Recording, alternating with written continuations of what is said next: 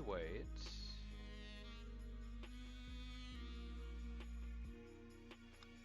Send a message to the universe. Hey, Known. Welcome back. Uh, it's just getting started here. I'm just trying to think about what to send out into the world since we didn't send a message out last time.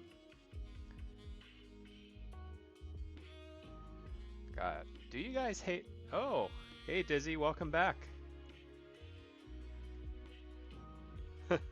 No, I appreciate it, Known. Weekdays are always a weird time. Let's see. Dizzy, I hope someone answered your request that you put out there. I don't know if I saw yours, but I think last time I was pretty respectful overall to everything that came along. So hopefully nothing offensive found its way to you. I'm just trying to think. Does anyone else get anxiety around tax season? As soon as the year changes over and we start getting those W-2s in the mail, my stomach goes into knots with the impotence of being unable to do anything till all my other forms come in. Yeah, no problem, Known. I've been setting new stuff up here and I need a break. Oh no, don't worry about it then. Dizzy, feel free to hang out as much as you want. I feel like the format of my stream tends to be very much a one-man talk show, I guess. I do ramble a lot, but I do answer all of you in chat, so. You know, lo-fi music, background noise, talking and all that stuff. Oh, no, and you've always had to pay for your taxes. I'm tempted to say you may have claimed too many allowances, so you take too much money out every paycheck. And that's probably why you owe at the end. Either way, it doesn't really matter. I think it just is less stressful for people to pay more taxes up front, so they don't have to worry about having like an available balance when March or April rolls around. Although I do wonder if how taxes work in other countries. Maybe this is strictly a United States sort of concern, but we do just be vibing. That is true. Happy Wednesday, Tarragon. It's been a long week. I'm sure we're all just getting over it. No holidays in sight. Well, we got President's Day coming up, but I'm growing in anxiety the more I think about how I have to dedicate a whole weekend to just getting my tax documents together. Never underestimate the value of an actual tax accountant. But you still gotta keep your receipts. You gotta remember what can be written off and all that fun. All right, let's see. First letter of the day. Old world European over here. It has nothing to do with morality. I just feel like it is my responsibility to fix it. My last therapist, who was competent, told me to get a stellate ganglion block or stabilize on meds after telling me he is the best at EMDR. I have no idea what any of these words are. Let's do a quick search.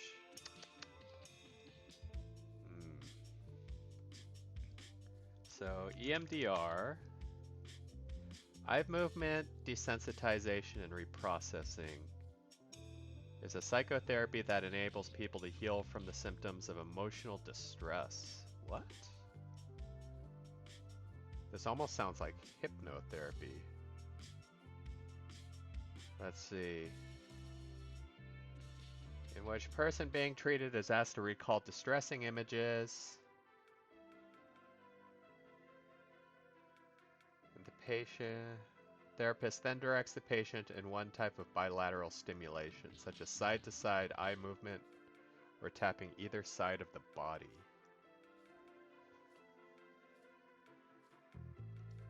That almost sounds like developing a nervous tic in a way. Let's stellate ganglion.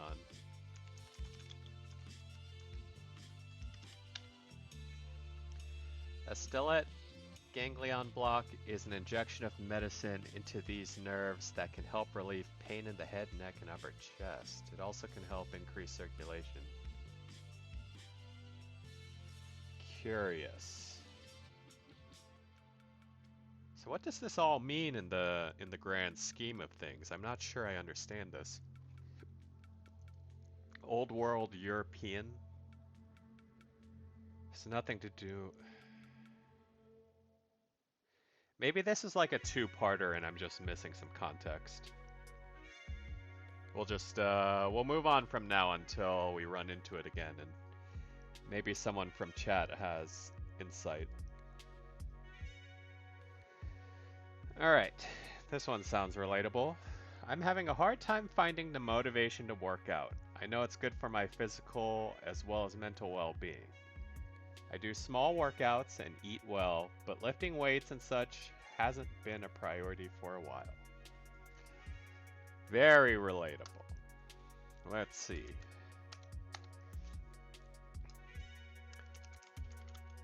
Yeah, no, that last one was a little weird. I almost feel like there must have been some other part of the message we just didn't see. Some people just send out multiple notes without realizing that, you know, it's a single letter format. See, totally get you on that. Especially these days when you're stuck inside and you think, what's the point? I don't know how to inspire you to lift weights, but a good way to get hooked on cardio is to associate the activity with another thing. I play games on the exercise bike and lose track of time, usually when the game is more frustrating or rage-inducing. Being a potato is very easy though, I will admit. I actually didn't get back on this habit until this past month, 2 months ago. Cause yeah, there was a point where I was just like, what the hell am I doing? You know? Why do I have to look good for other people? Exercising is hard. I have no motivation. Let's see. Play games, exercise a little, but usually when the game is more frustrating, or see fighting games. Got him. Dizzy, who doesn't want to just eat chocolate and sleep though? Let's be honest, that's like the most relatable mindset.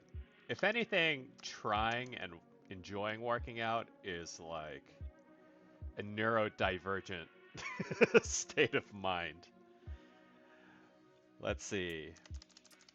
In terms of lifting weights, maybe instead of weights, try doing hobbies that require strength.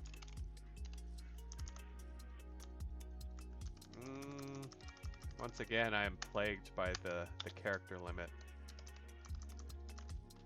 like gardening or wood chopping. In case you're thinking, wow, that came out of left field, those were exact things I did to compensate. I trimmed down a tree, I climbed up a tree and sawed down the limbs and then cut the limbs into smaller pieces. Wood is freaking heavy, man. You would be surprised how heavy wood is. Let's see. I'm gonna give him this gelatinous cube to represent fatness. Don't make them block you on the app for mentioning fighting games. Hey, I'm not being toxic. I can't be at fault for mentioning things that are inherently toxic. Let's see. For anyone who's transferred from a 4-year college to another 4-year college. Ouch. Can't block if you throw a mix-up at him. True. How is the process for you? Is it worth it if you really are unhappy at your current college? I am considering it, but I don't know if it would be too complicated, but I really feel miserable. That's a good one. Gardening is tough. Aunt made me add wood chips and a layer of mesh in her garden, and that was one of the rougher weeks in recent memory. Yeah, no, I mean, the thing about gardening is even if it's hard work and, you know, it's messy as hell, but the thing is you actually see tangible progress, unlike lifting weights where you're like, I think I'm getting healthier, but I just hurt all the time. At least with a garden, you're actually building something. So there's tangible progress, I would say. Also moving rocks around, taking rocks from a neighbor who's doing reconstruction on their yard. That's a good one. Let's see, college. Has anyone actually done a college transfer in chat? I haven't, but I definitely do think that I should have. And it's one of the things I've always been afraid of. I never actually transferred, but when I look back at my own miserable time in college, I really feel that I should have.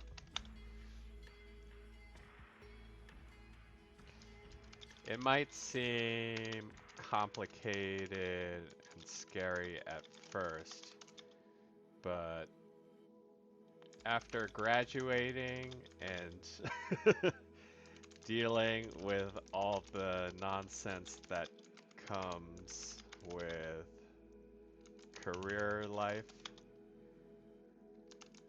it'd probably be one of the easier things to pull off. As long as there isn't anything you'd be missing as a result.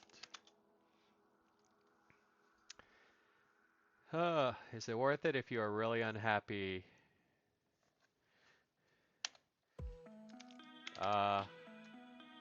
Worth note, the same rules apply to your job. If you're miserable, and this is what I think a lot of young people just going into the workforce should be aware of. If you're miserable there, it's actually better to switch jobs.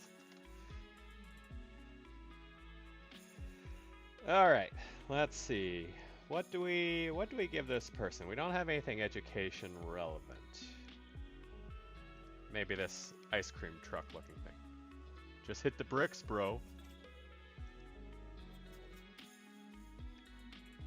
Alright, so I want to... Oh no.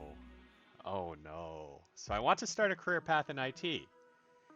But there are just too many choices and high demands for someone that only has little experience actually being in an IT job. Maybe some advice.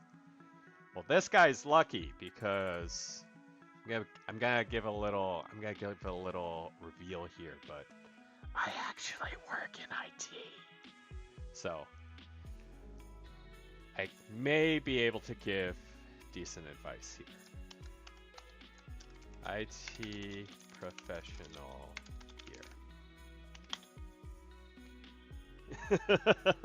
New old jmoonies lore just dropped. You know, it happens once in a while. Every once in a while, you get a peek of of the existence of a roommate or a personal friend.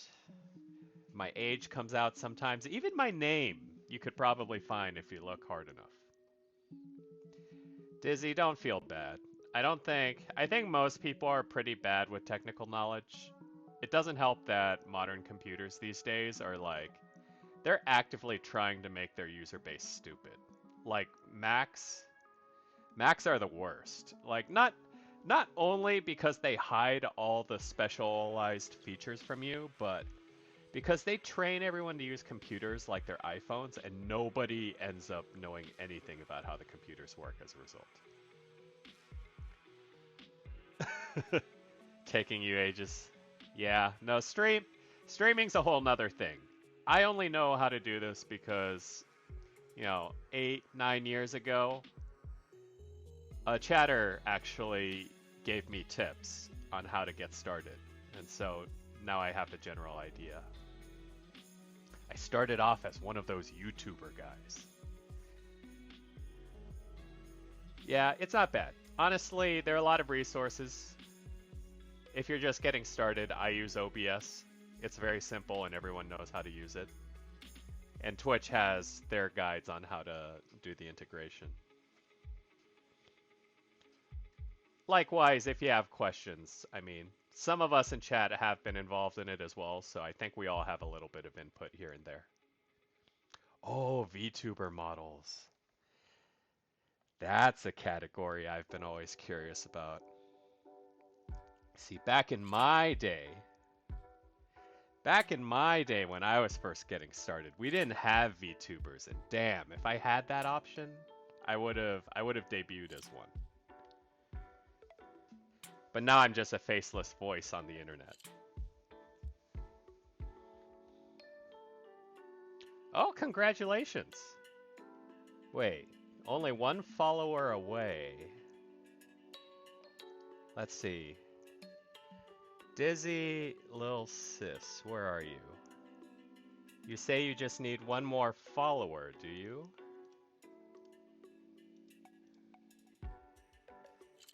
Dizzy Lil Sis. Unless you've got a ton. Wait. Am I spelling this right? Let's see. Dizzy Lil. Am I. Oh, did I miss an I? I missed an I. Alright. No. No, I'm still spelling this wrong. What am I doing? I used an I instead of a Y. Well, if it's followers you need, I will give you a follow so you can reach affiliate.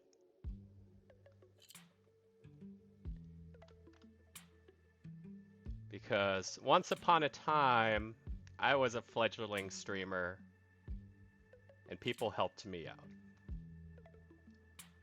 And so I like returning that favor whenever possible.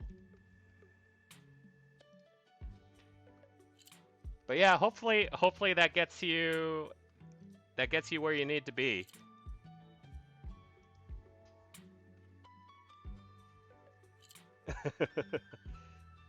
Dizzy, we're all about kindness on this stream. We are playing kind words after all.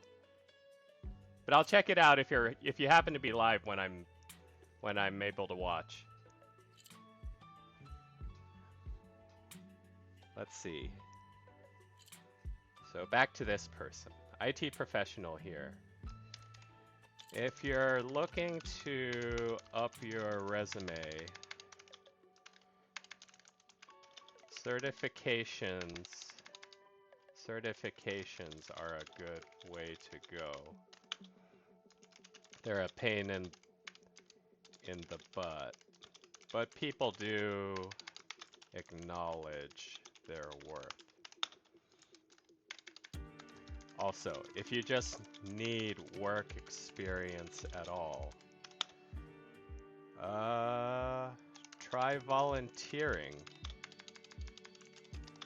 I think there are a lot of non-profits that need tech support. Even if you don't get paid, you're still doing the job, and that will account for something. Plus, get you references. Good luck.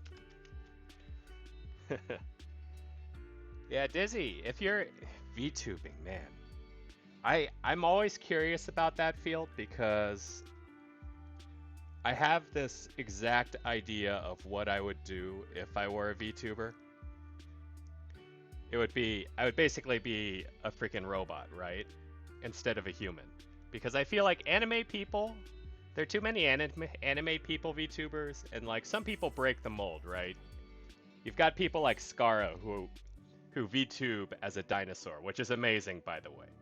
I think that's super great. It's hilarious. I love that he's a dinosaur. I want to be a robot who talks with his eyes kind of blinking every time there's audio, and then when I get really excited, have a command that shoots laser beams out of it or something. Something silly like that. Oh yeah, the VTuber potato. Personally, I'm a big fan of the pineapple one. But yeah, VTubing looks like a lot of fun. It's something I would love to try out, but that's a whole nother degree of tech I have to learn about. Maybe sometime in the future. I do like this kind of audio synthesizer thing I've got going. All right, next one. I always hear people say that you need to romanticize your... Who the hell is saying that? And I always thought that was strange, but tonight I was listening to a song I like and just thought, I'm so cool for liking this song. It was a small thing, but I felt good to find myself interesting for once. I have to buy a special controller tomorrow and like rip my Yeah, Dizzy. I remember when I was first streaming, it was expensive as hell, man. Like, or girl, sorry. I just use man as a general, but back in the day, I had to buy an Elgato capture card, a blue snowball mic, a separate headset, all kinds of stuff just to make this work. And I think my laptop was like a literal potato back then too. So it was amazing I got as far as I did, because for a while I was streaming at 480p. But yeah, it's very nostalgic. Fast forward 7 years, I've been doing my day job and I actually have money to buy things that are decent. Yeah, Dizzy, I mean, if a person could stream 7 years ago, I think almost anyone can basically stream. Like, you've got like generations of people who've sort of paved the way for you technologically, so it's not as hard as it used to be just to do it. But of course, the audience building is the tricky part, right? I rode a wave of early adopters not 8+ years ago, but you know, now I am a simple pleb like everyone else. Not that I don't appreciate all of you for following and participating. But let's see. Actually, is this even a thing I need to address? This person just felt good about listening to music, right? I don't actually listen to music myself. I'm a little weird, but I don't get moved by it. When I was 14, I contracted SARS. It almost took my life. Damn, SARS. I grew up not having anyone understand what it was like. Then COVID happened, my PTSD spiked, and now I wish I was alone in it again. Because it's heartbreaking to see the world experience this trauma.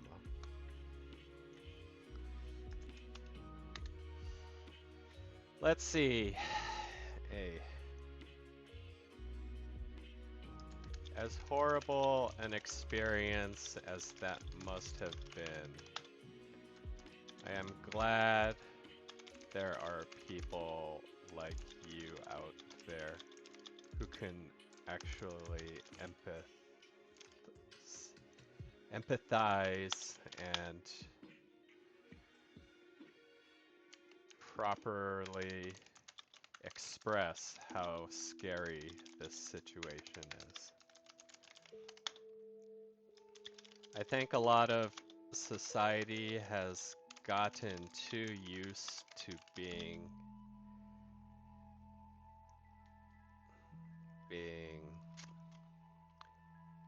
problem free and can't even imagine what it's like to go through something like that.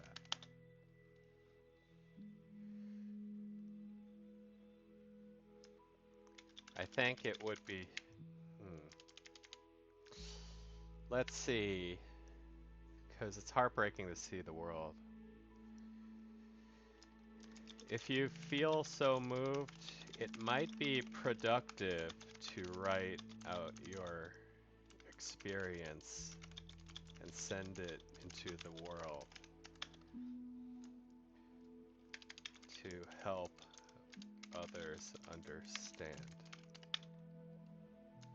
It doesn't have to be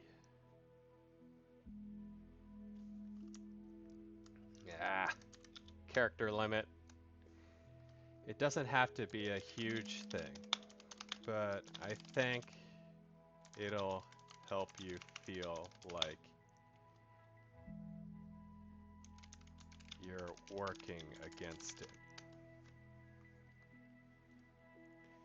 Let's see, and we'll give her we'll give her this microbe looking thing. Her? For some reason I thought it was her, but if it's a him too.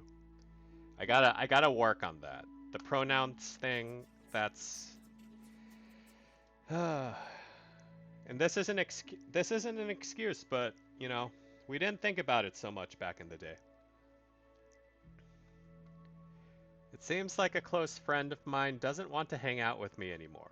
She has a boyfriend and a driver's license. Bum, what are you doing here? At least you're chatting this time. Oh god. Everyone meet Bum. He's a game development streamer. A cheeky one at that too. If you want to learn how to make games, follow him. So this one's a little weird. I don't know why. Is it? Okay, so there was a period of time where I lived outside of the United States. So maybe this is a perspective thing, but do guys have like a sort of insecurity regarding not having a driver's license? Like, you know, particularly teenagers, right? Because I think older dudes know better. Well, I don't have either. It feels like she felt me for something better. She seems like she left me for something better.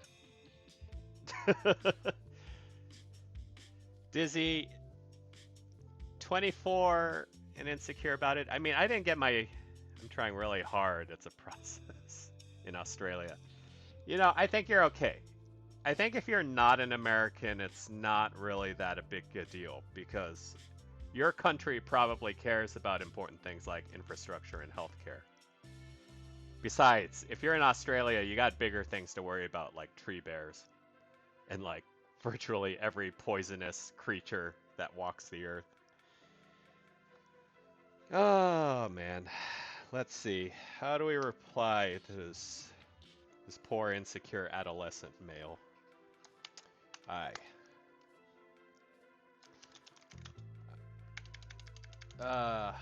Let's see.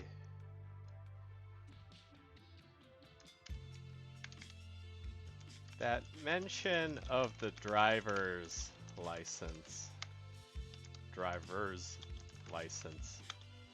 really has me thinking you and your friend must be quite young. When we are learning, we have to put a bright yellow L in the window of the car and have to have a full licensed driver. What does the L mean? Not like L as in taking an L or learner. You know, Dizzy, that's not embarrassing at all. If anything, that's freaking responsible. Like, do you know what they do in the United States when you're a learning driver? They don't do shit. You have to ride with a licensed driver, yeah, but no one knows you're a freaking hazard to society. It's dangerous, man. No, Dizzy, don't feel bad about it. If you haven't had to have a driver's license up until now, that just means, like, it's not as important or crazy. Anyways, I'm sure you guys get to drink when you're 18, so you've got a leg up on Americans. Mention of a driver's license. Let's see. Let's see. I understand your concern regarding your friend. I've been there myself. Yeah, see? I mean, you've got you've got Foster's. Which I hear is actually garbage beer, but the few things I know of Australia is Foster's, which brands itself as Australian for beer. And then there's that Simpsons episode where everybody just drinks beer instead of coffee. Oh yes, and Outback. Outback Steakhouse, we can't forget about that.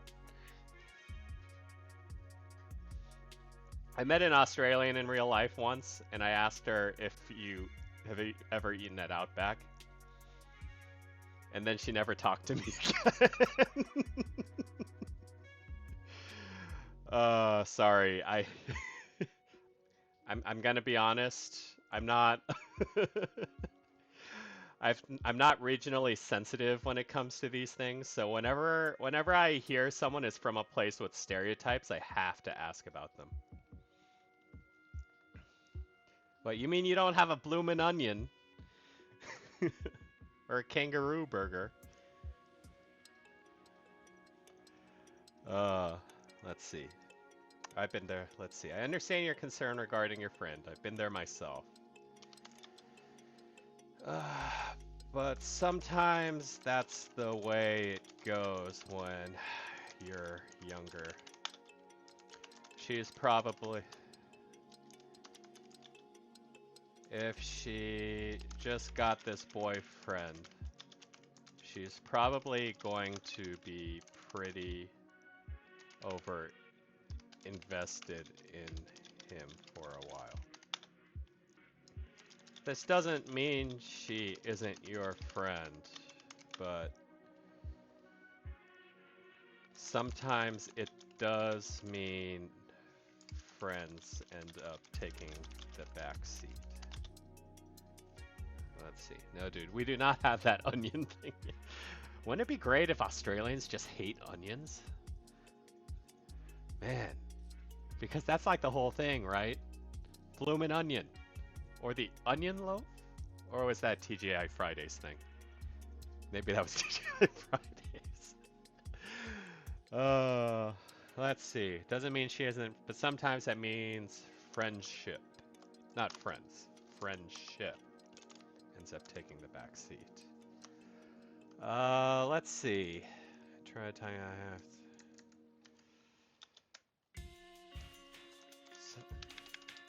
You might just need to give it time to cool down a bit.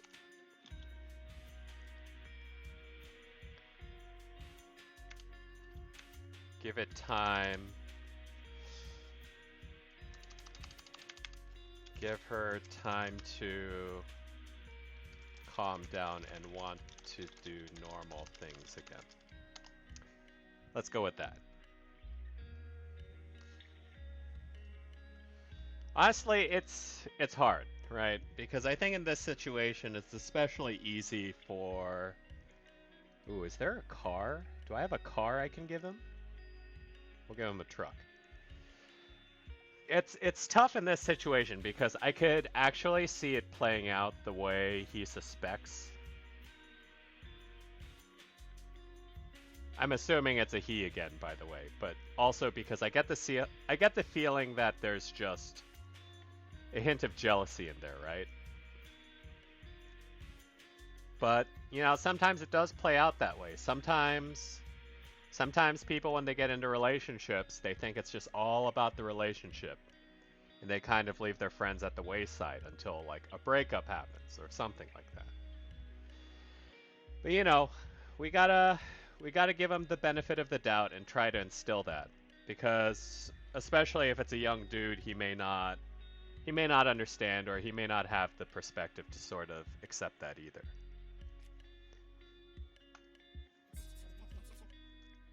Dizzy little sis, I'm very curious because of your name, but do you have like a dizzy big sis or a dizzy big bro? Just wondering.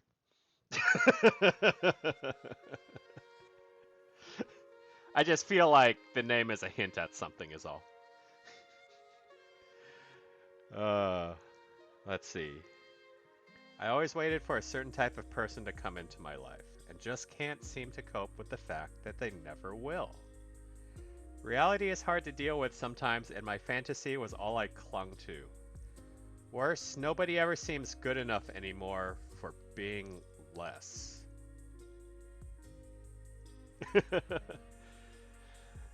That's good, Dizzy. Sorry, I wasn't trying to like pry or anything. I just see these things and I feel like I gotta comment on it. Like the Australian thing. Alright, what we got here? So it sounds like we got an overly romantic type. Seems to certain type of person that'll come into the life, but can't cope with the fact that they never will. So we're already kind of on a pessimism streak here. So why cling to fantasy? Nobody seems good enough anymore for being less. Does that mean that they have issues with standards? That they only want the person they expect. Let's see. How do we address this one? Let's see.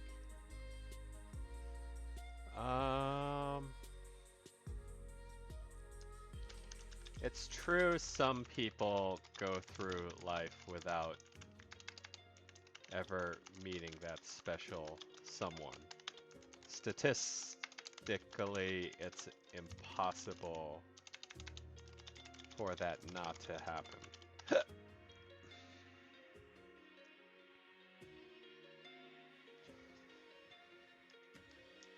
That said, I don't think we sh I don't think ah, it's healthy to attribute that much value to the concept. So,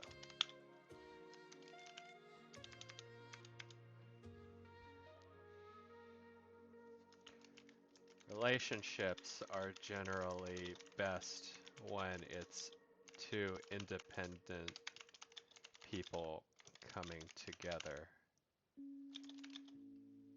And I've noticed a lot of unhealthiness coming from those who were over reliant. Reality is hard to deal with sometimes. Read a post talking a while ago about how relationships are valuable precisely because both people have to put work into it. I mean, it's true. Like, I'm not saying it's like people who don't give a shit about each other, right? But I think the thing is, it's sort of like you're building a kind of redundance for yourself. Like, because you're not always going to be at your best. Nobody's ever going to always be at their best. But the idea is that, you know, if you can both rely on each other to be like reasonable humans most of the time, you can rely on each other to kind of hold you up when you're down at a certain point.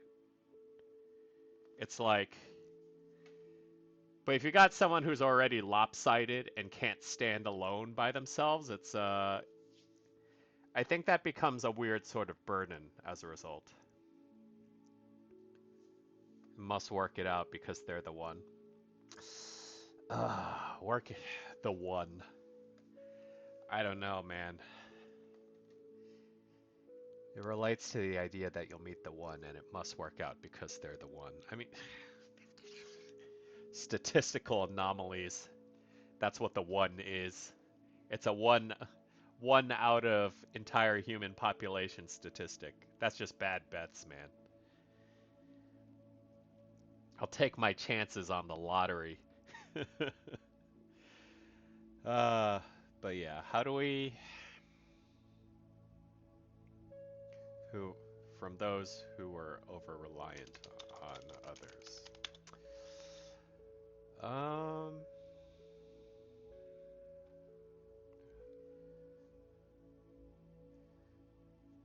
But how do we make this person feel a little better about themselves, right? Nobody ever seems good enough for...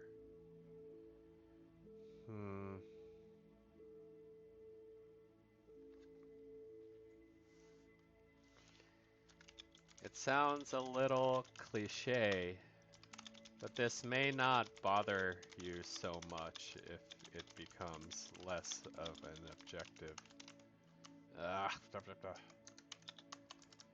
Less of a personal objective.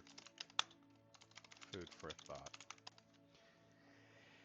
And let's see, let's give them lonely looking space person, lonely looking blob. I think this one probably doesn't get circulated as much. Alright, what we got? Alright. So I knew we were gonna run into something like this eventually, right? And this is tricky because now they've sort of added a certain degree of responsibility on us. Because now that we've seen it, we're aware that this is a thing, right? We're aware that what this person receives in response might affect whether they choose to go forth with it. And that's a lot of responsibility. Likewise, if no one responds to it, that may also push them over the edge. So it's a tough one, this type of thing, right?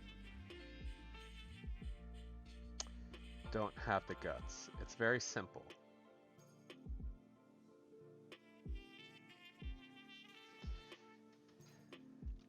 Yes.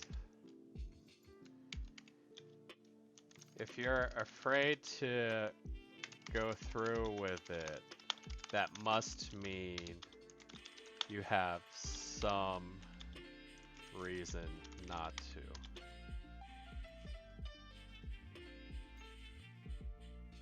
I mean, there's not enough context to work with is also the problem, but I feel like if someone doesn't answer, it's difficult. And you can't really report or call for anybody either. Don't have the guts. If you're afraid to go through it, that must mean you have a reason not to. Try to focus on that. In the absence of more information, anything you say is a crapshoot. Yeah, no, I mean, it's true. It's just... It's the thought of having to really try for this one, right? Because yeah, anything I have to say is kind of a crapshoot. But that also isn't an excuse to sort of give a half-ass response to it either. and someone should respond to it. If we pass on it, I'd hate the idea that everybody's passing on it, you know? Because it is a very heavy statement to have to respond to.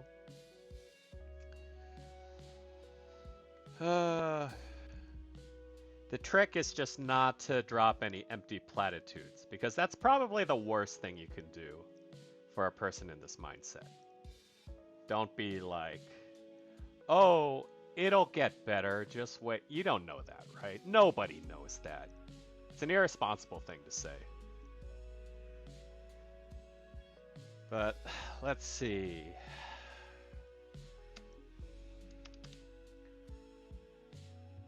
I want to die, but let's see.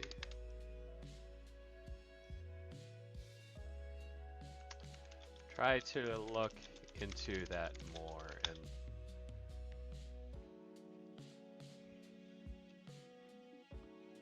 because the other things too is like, oh, see a therapist. That's not helpful. Objectively it is, but it's not something anyone ever wants to hear. No one's ever happy to have someone recommend, yeah, you should go see a therapist about that. Have a reason not to. I don't think there's any shame in disengaging here. No, I mean, there isn't. Like, there's no shame in, you know, passing on something that's out of your weight class.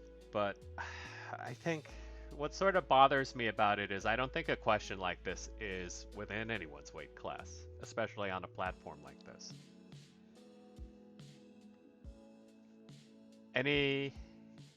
Anything I have to say is a crapshoot, but I think not having anything to say, like, I guess what I'm concerned about is if no one responds to this person, that's going to be worse in a lot of ways.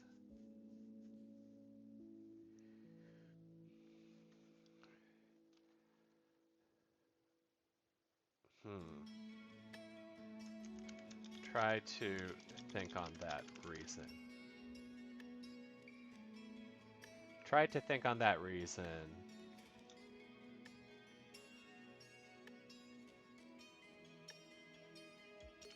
And see if it's worth sticking around for. I'm sorry you're feeling this way. I know what it's like. And let's see.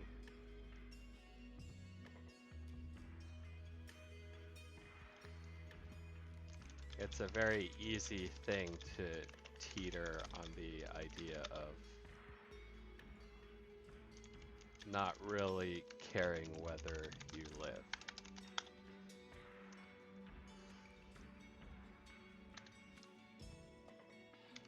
On the other hand, if, let's see, how do I phrase this? On the other hand,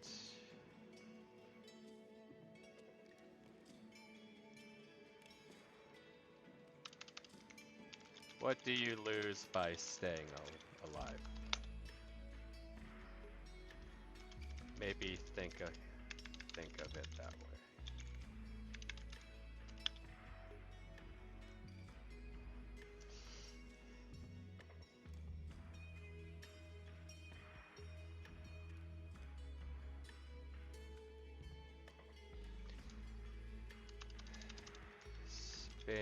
Maybe spin your way towards that perspective.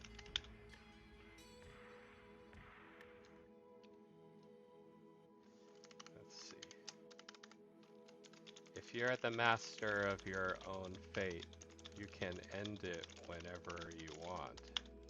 So why not just see? I might need your opinion here, chat, because I do feel like this might be iffy territory.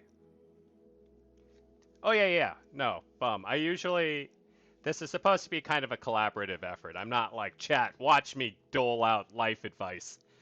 I don't care what you think. I mean, it's part of why I verbalize this as I go along, because I do think, you know, this isn't backseat gaming. We're giving people life advice. uh, so why not just see how it plays out? I'm not sure reaffirming that they could end it is the play here. Yeah, I mean that's why I'm bringing this up, because yeah, my sort of take, or at least the way I'm spinning it, is if they could end their life so easily, why not just do that later, right? You could always do it later. So just see how things play out and just do it later.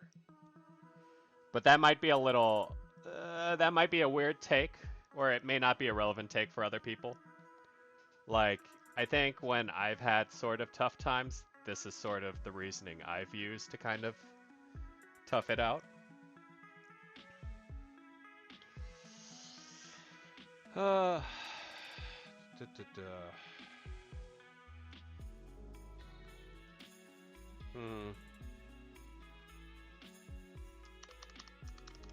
Because I can't appeal to their sense of guilt, right? I can't say, like, think about the people you're leaving.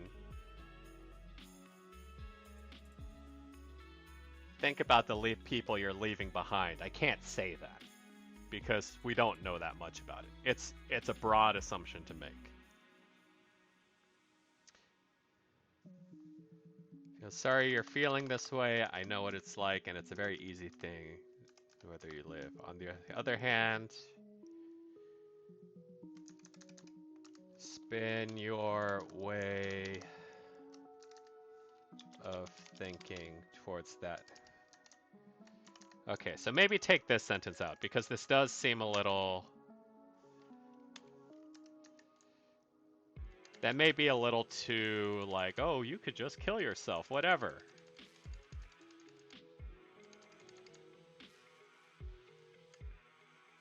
Camus once said that the only important philosophical question is suicide. Suicide.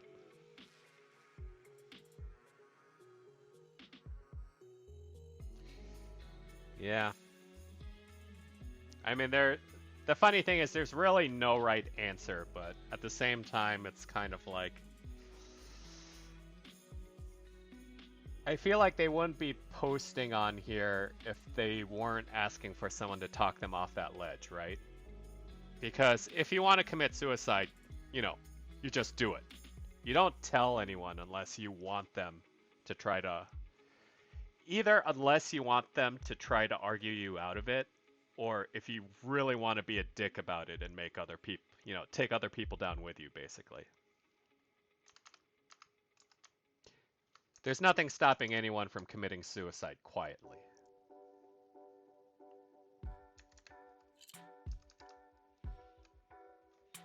Maybe spin your way of thinking. On the other hand, what do you lose? Maybe spin your way. I want to say that was in context of following absurdism to its logical conclusion, but it's not my wheelhouse. That's kind of like the statement fat people would be skinny if they wanted to be skinny. No, I mean, not necessarily. Because, I mean, what are we saying then? That basically this person is posting this exact statement to the world because they want someone to tell them to kill themselves? Like, what other objective could you have? I mean, of course I'm making generalizations here because I'm a little arrogant and I usually psychologically profile based on very little information. But personally, that's the sense I would have, is that if they're posting on here, they either want the attention or they want someone to talk them out of it.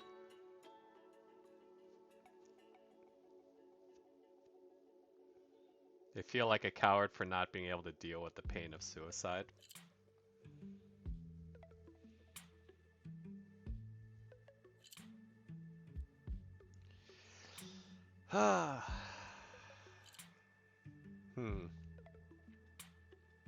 So is the idea then that we want to reassure them that there's nothing wrong with being afraid of committing suicide?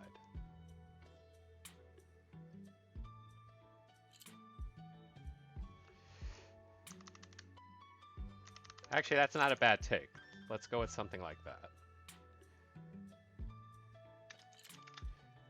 There's nothing wrong with being afraid. It's perfectly... I don't want to say it's perfectly normal.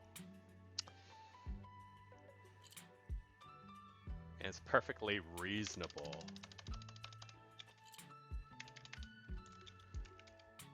Perfectly reasonable to have that fear regardless. Just try to think on that reasoning and see if it's actually worth sticking around. You aren't wrong there either. I generally don't know if my take would be ultimately more. Yeah, I mean, it's the reason why I'm kind of opening this up to discussion, right? Because there are a lot of takes that we can take into consideration. I mean, we can't answer every possibility to this, but I do think, you know, having that idea introduced to me and like the idea that they might be ashamed of being too afraid to kill themselves, like there's value in that. That adds more to how we could respond. And it's perfect to have that fear regardless.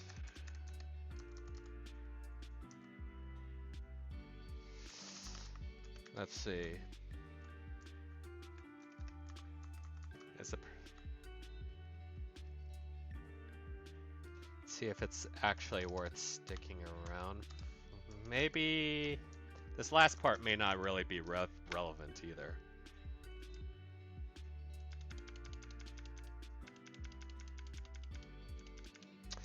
Let's see. Okay. Let's rework this opening line then. I think I'm inspired a bit. I get the sense that you're somewhat ashamed for not having the guts. You really shouldn't be.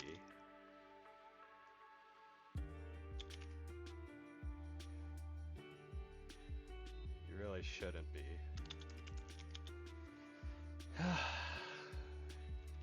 Death isn't something that should be considered lightly. And if you are afraid, there must be some reason for that, right?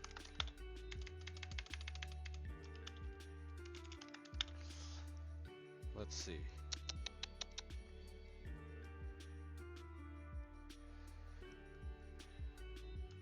Maybe consider that reason and see if you have and see if it's worth sticking around for. Okay. That actually feels a lot better. I know what it's like, and it's a very easy thing to teeter on the idea of not really caring whether you live.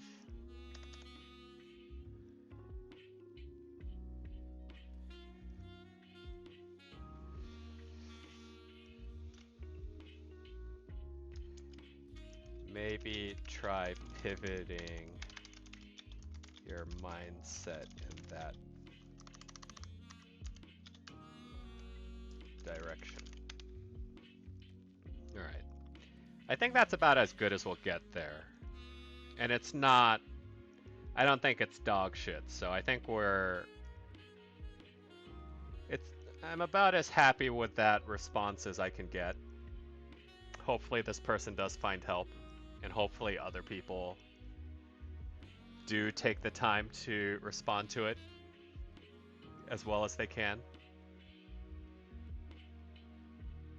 Indeed. Yeah. And if anyone in chat, if you ever feel like this might be a little over your head, don't feel bad about not contributing. If you have a thought, by all means, put it out there, because this is a, this is a community effort, so to speak. But, like, don't feel pressure. I'm just trying because I want to. And I know that this is way beyond the scope of my ability to help either.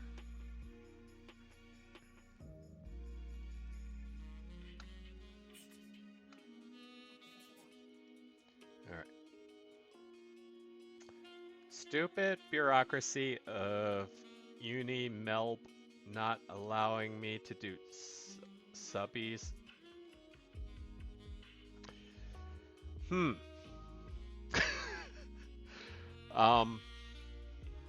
University of Melbourne? Hey Pilgrim, welcome back. You just missed a doozy of a request earlier. Melbourne. Isn't Melbourne in... I'm about to reveal my ignorance, but isn't Melbourne in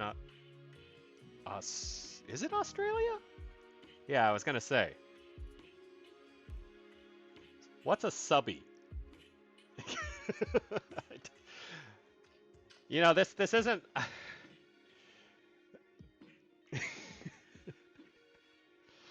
A subby?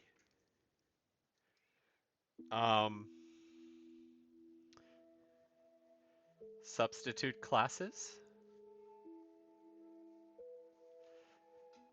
I think the appropriate response, because it's obviously not very serious. Word.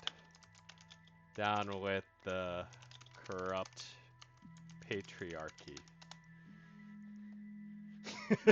Something like that, I feel like.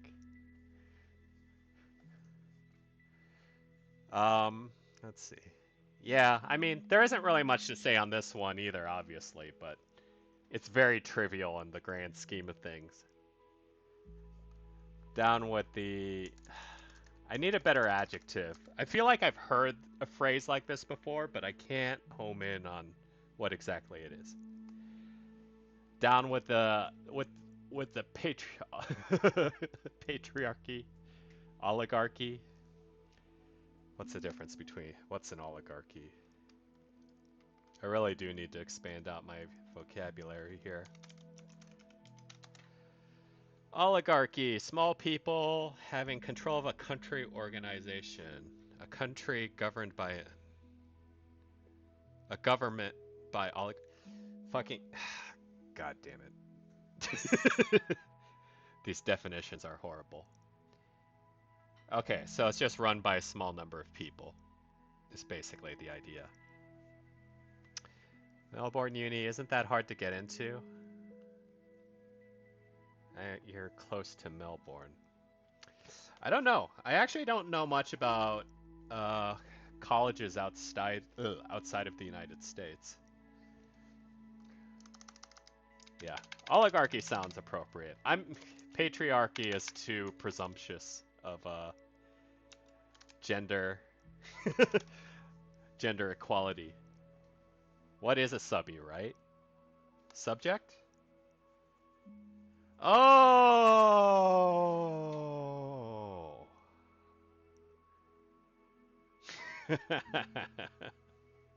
The subbies, huh? I was gonna say, that sounds... I think anything with an IE at the end is hard to take seriously. Let's see, do I have a freedom fighter? I've got a bomb, but that may send the wrong message. Yeah, we'll go with this guy. I don't know what he's supposed to be. Allowing me to do the subjects he wants. I mean, it's probably a scheduling thing. You call cans tinnies? Whoa. I would have taken that as a European thing, maybe. I love cultural exchange. Let's see. I can't stand the world we live in. Good people putting hard work into life should not have to worry about housing, food, etc. It's like life is designed to make you fail and somehow make it your fault. I just want to live and be able to breathe.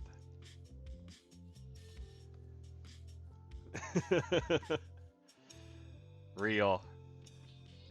Only the real, like, Aussies. So, let's see. This one's a little very global scope, right? Like, it's not a personal problem. It's almost they've got issues with the way things work systemically, but it's like life is designed to make you fail. They probably also feel like a victim of this as well to a certain degree.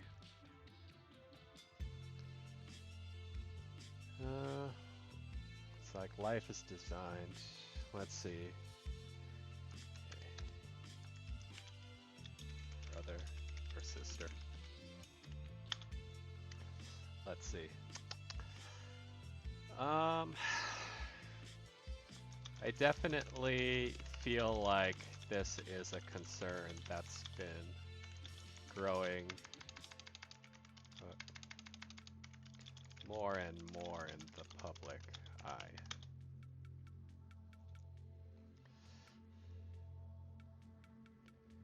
Let's see.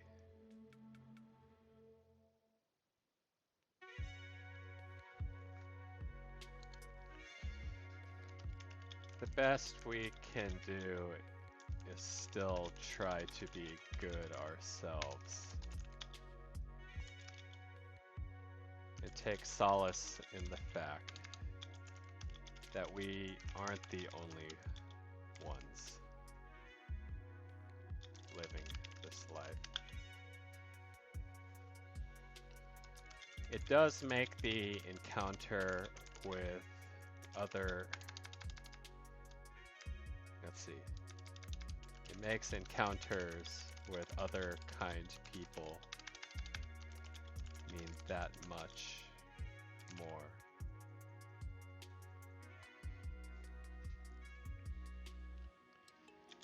And it might be easier.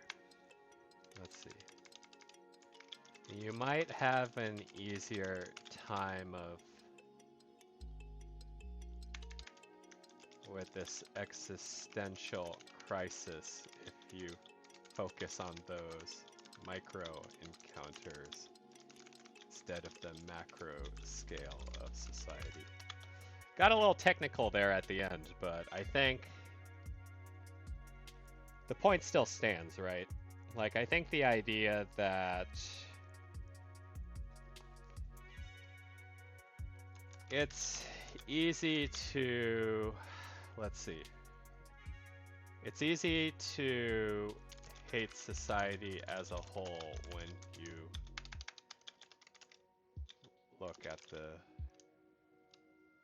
look from a global freaking character limit, from a global scale rather than the immediate.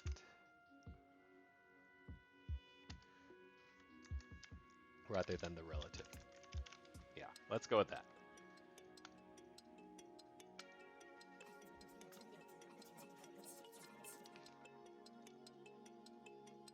Let's see.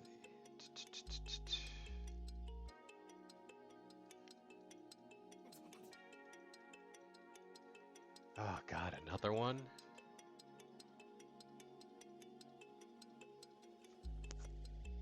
So maybe like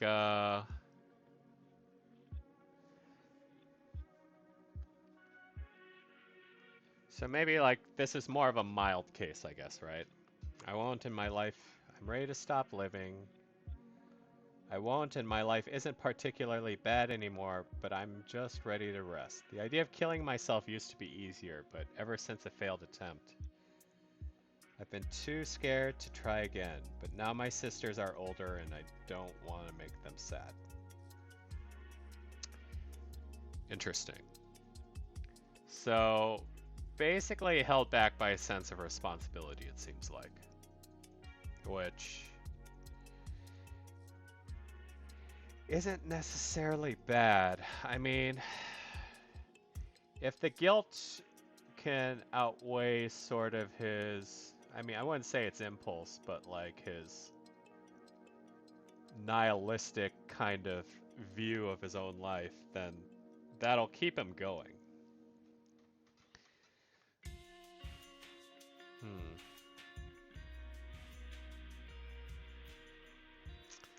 Let's see. How do we address this one? It's definitely not as dire as that last one for sure. The rest point? Yeah, no, I was thinking about that too. Because it's a very passive way of like thinking about suicide, right?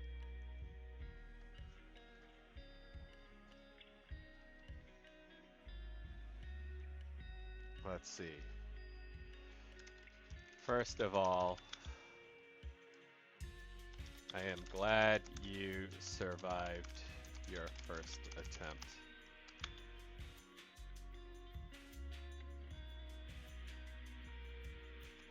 I know life can get tiring sometimes.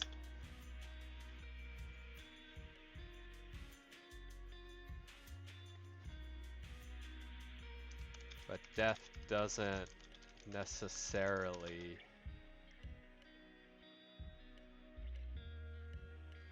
mean, how would I put it? But death doesn't necessarily mean relief either.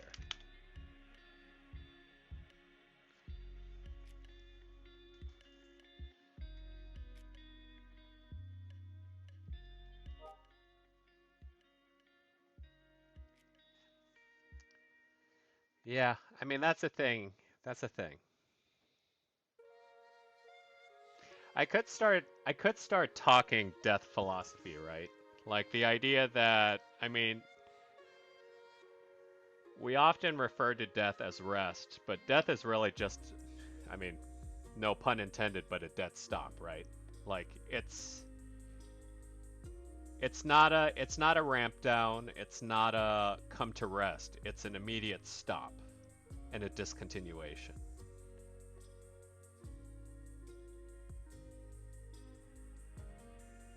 But I feel like if I bring that up, then it will come off like I'm trying to just scare him away from the idea of death. Which, I mean, granted, maybe I should, but I don't think that's necessarily what he needs philosophically, right? And once again, I'm assuming genders. I don't, he or she. Hmm.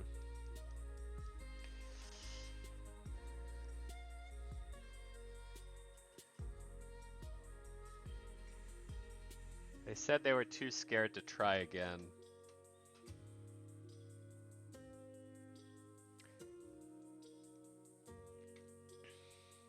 Yeah, I mean, it's tough, right? Like they don't have an intention of actively committing suicide anymore, but I think they don't know what to do with that, do with the feeling that's driving them, that drove them into that direction in the first place. Regardless, I don't think we need to really convince this person not to kill themselves. Yeah, no, that's what I think too. Encouragement more than deterrent. Uh, it's to me like you don't really want to die, but you're struggling with the feelings that drove you in that direction in the first place.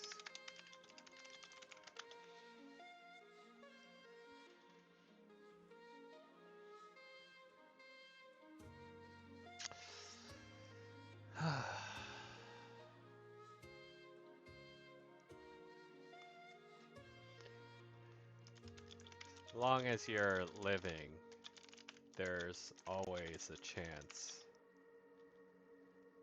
that something will change. That feels like an empty platitude, but it's a statistical inevitability, right? It's like, oh God, my chat hasn't been updating in the capture. Let's see, there we go.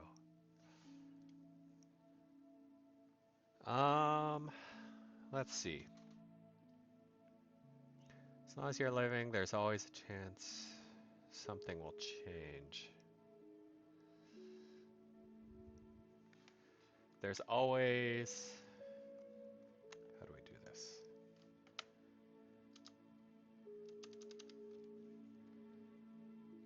The possibility of change. So it may just be a matter of waiting things out. Let's see.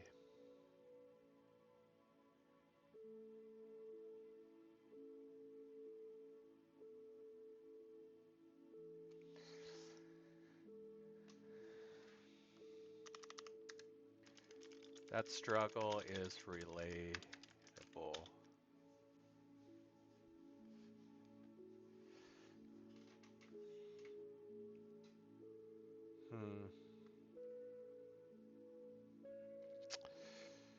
That struggle is relatable.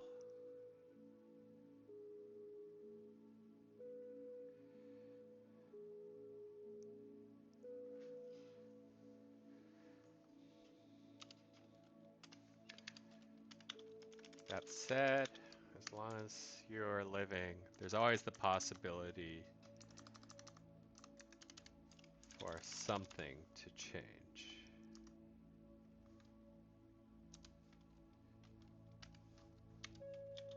in your favor.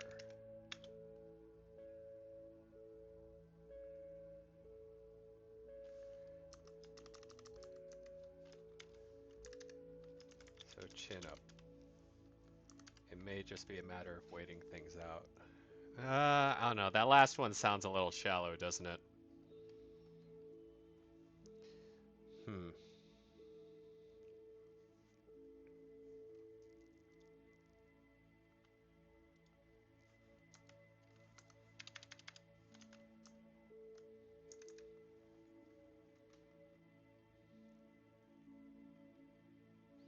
Struggling with feelings that drove you in that direction.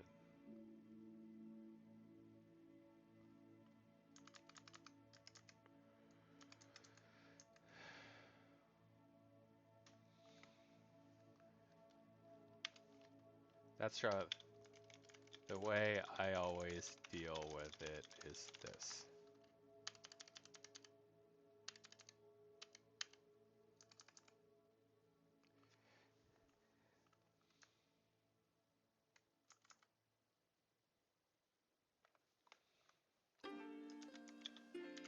All right, let's go with that. I think that's about as good as we'll get. Let's see. Frog hugging themselves. I think that's appropriate.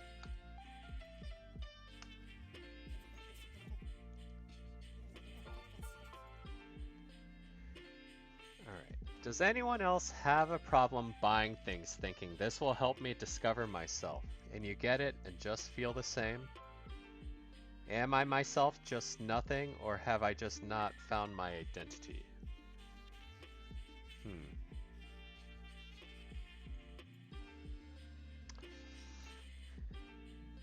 Self-identity.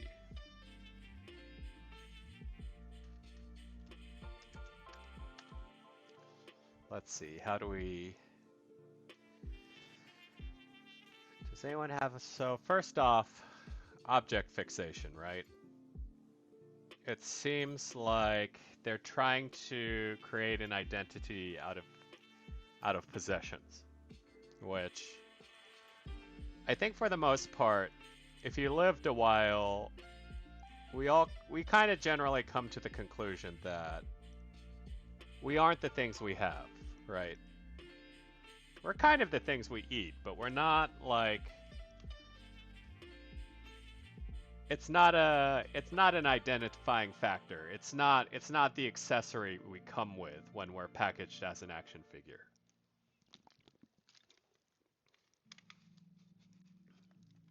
So maybe this person is possibly younger, looking for a sense of identity.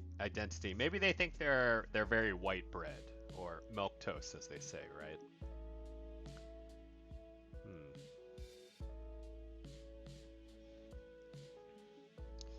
Let's see.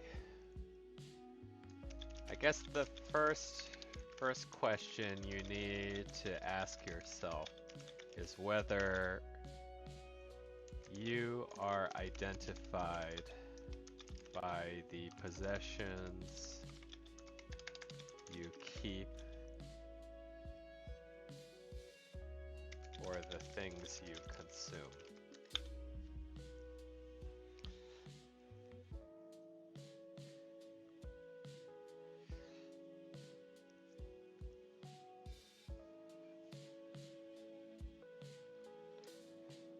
I think you will find that most responses, I'm not sure I can grasp the mindset. Yeah, I mean, correct me if I'm wrong, but it feels a little juvenile in a way. Like, because we often characterize people in fiction this way, right? You look at comic book characters. Their identity is kind of their logo, right? Like Spider-Man, he's the spider guy, right? Like that's his thing. That's how we identify him as an individual from all the other individuals in comics. Hobby searching is one thing.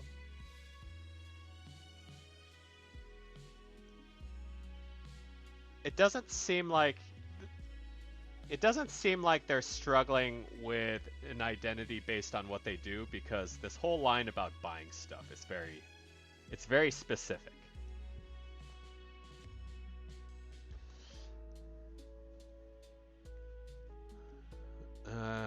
Let's see. Does anyone else have a problem buying things? Am I myself just nothing, or have I not found my identity? That most of your responses will tell you this is not the case.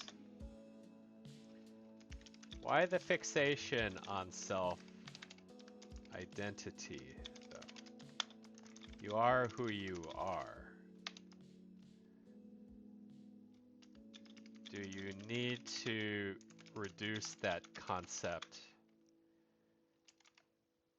to an object or emblem?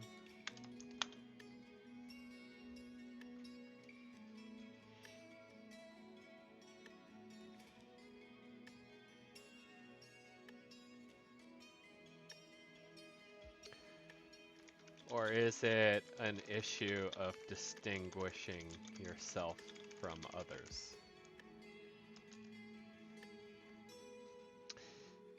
That's the other thing, right?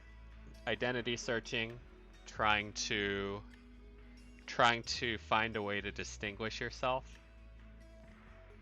Another big reason to do that is to try to make yourself noticeable, or at least different from others.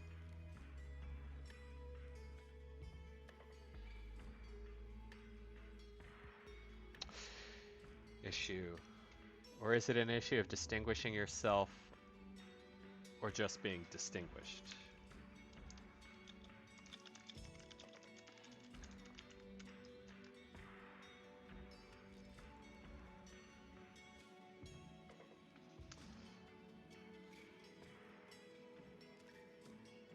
Because they may have, whatchamacallit, they may have kind of an NPC complex, and I think,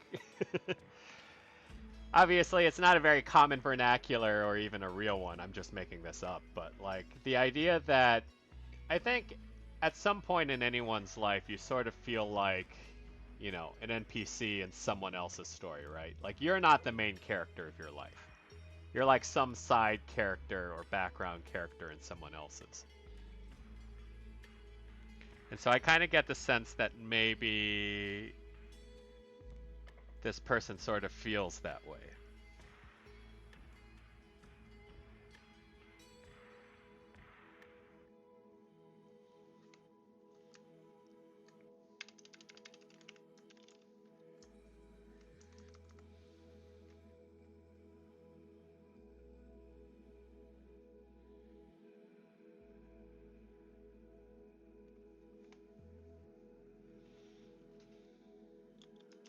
It takes time to grow into yourself.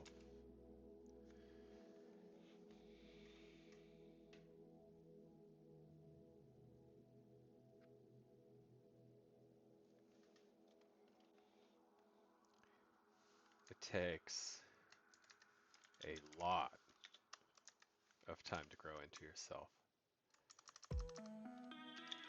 Don't feel discouraged if you're not there yet. Something like that. And we'll go with slime to represent the lack of evolution in their personality. That their self-perceived lack of evolution of their personality.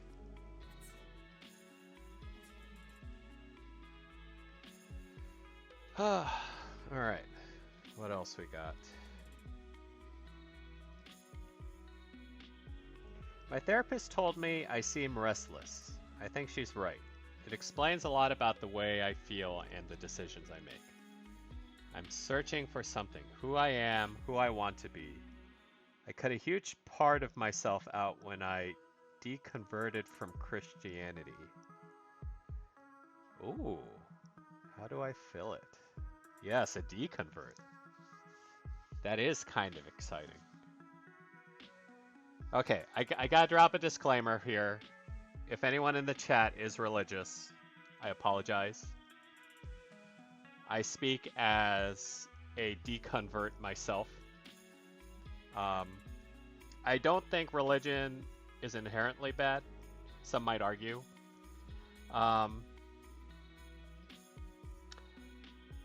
I think there's something to be said about the institution and how it sort of trains people to think.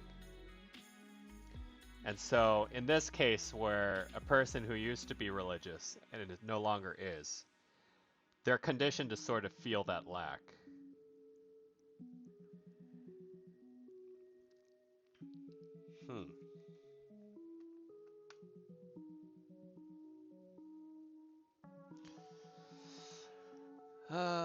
Let's see. L. Fellow deconverted speaking.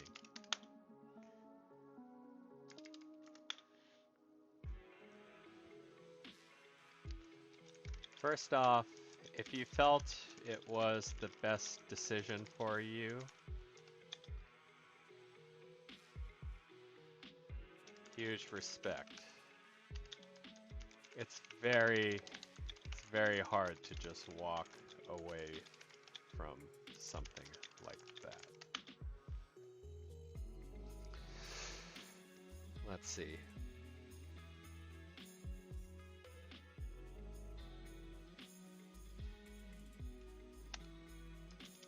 In terms of the lacking feeling you describe,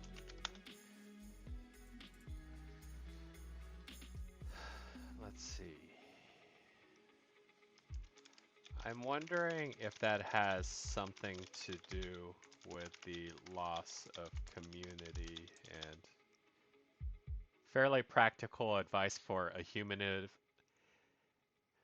humanist alternative to the community. Yeah, no, that was exactly, I was in the middle of that sentence, but yeah. Tarragon. No, no, not the fighting games. Don't don't encourage that. We want this person to feel better, not worse. No fighting games, no MOBAs. No Overwatch. We can't encourage this stuff. This is a this is a safe place to provide help to people who are struggling and hurting.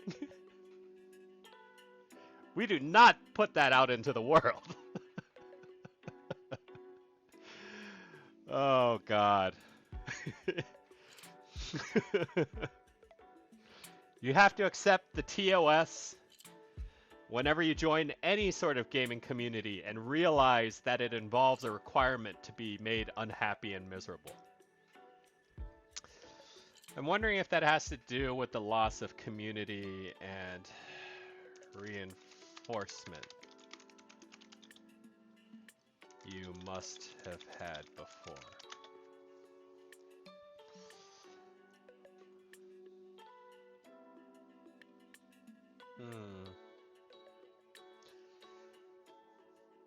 I'm wondering if that has something to do with the loss of community and reinforcement you must have had before. Traded the good word for the arcade stick. Tragic.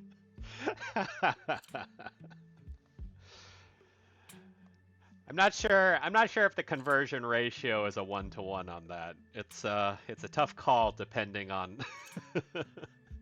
depending on what games are out there these days, right?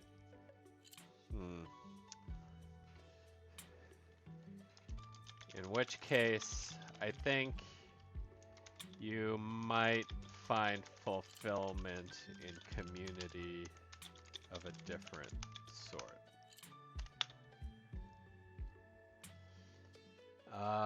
Let's see. Volunteer work or mentoring.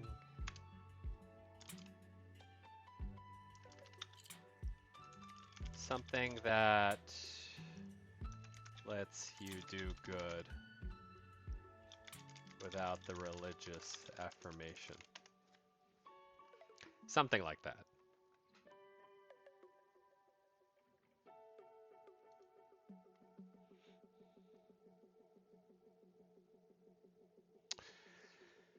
All right. Well,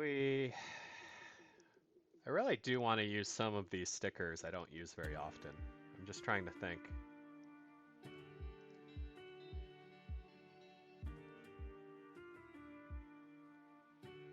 Mixtape, slime, octopus.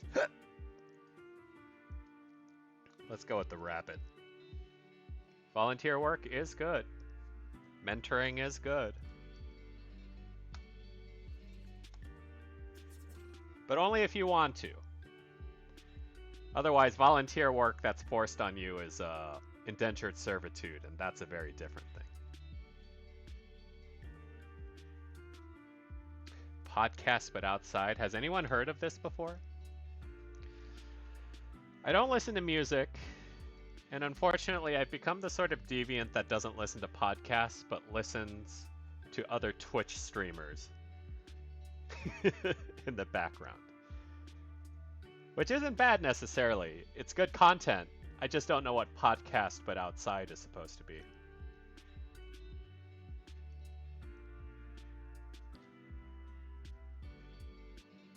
Radio Labs? What does...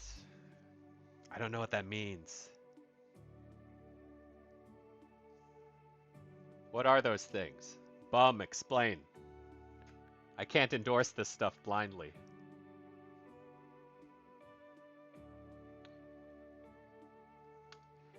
Pilgrim, you've got to be noise oriented, otherwise how the heck are you even ingesting my live stream right now?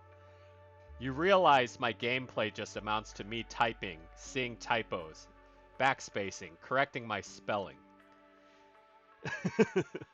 There's no way you're actively engaged in the stream right now.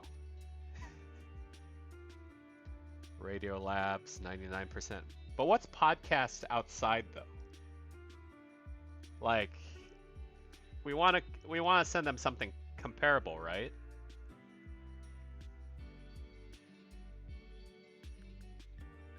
I mean, if we don't know what it is, well, maybe, yeah, I can't say I know that one. I mean,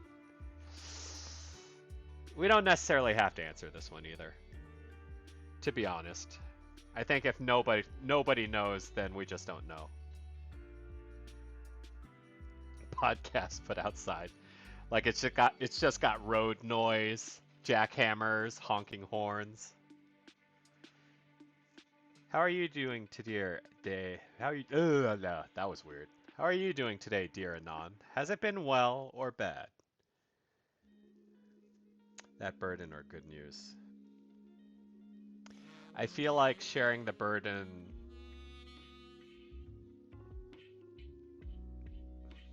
Let's see. Have you heard of the good news? Are you talking about our Lord and Savior Jesus Christ? And how he will rise once again and and take all the all the faithful into heaven? Oh man. Would you like to share that? I don't want to. I don't want to. I'm trying to do the helping here. Don't tell me to give you my problems. Do you ever find yourself falling into your feelings for another person too fast? I feel like I may do this every time I find someone nice that gives me attention. Classic. I'm actually liking today's mix because I think before it was all romantic problems and technical issues for some reason. This is a nice change up from like I'm jealous of the girl my boyfriend is talking to, or I'm jealous of the guy my best friend is dating. It's nice to know other people have different problems. Let's see. H is for hormones. Hormones are a heck of a thing. Definitely in the earlier ages of my life, it was very easy to get way too invested in a person for so little reason. That's the most boomer sentence you've written yet. I mean, it's true. The whole premise of my the whole premise of my existence on Twitch after this 7-year gap is that I'm old as fuck. All I have to offer on this platform is advice. Likewise, with an audience that's lived some, I think it's worthwhile having these conversations, and it's nice to have this discourse because we're not so far removed that like you don't understand, old man. How could you ever comprehend ever having been young, you know?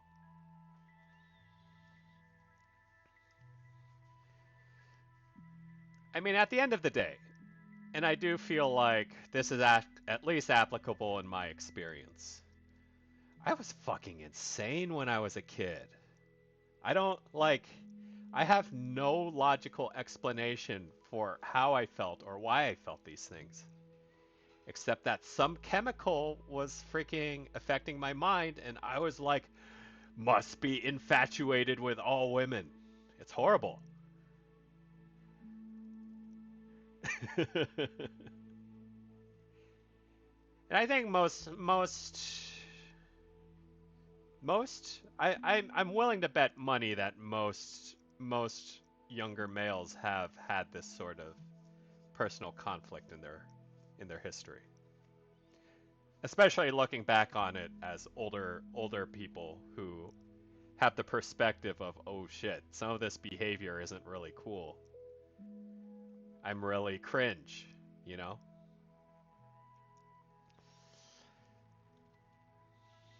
Uh, let's see.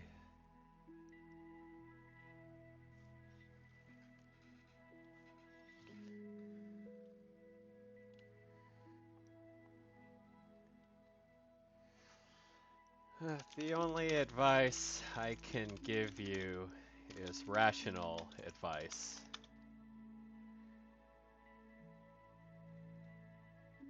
And it might be a hard thing to cling to. But at the end of the day, you kind of have to approach these things with matched pacing.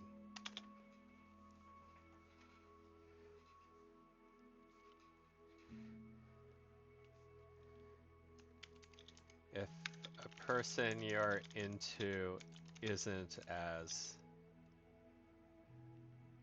how would he put, enthusiastic about you as you are to them, you need to dial it back. Dial it back. About you. You need to dial it back. Or it'll get really uncomfortable.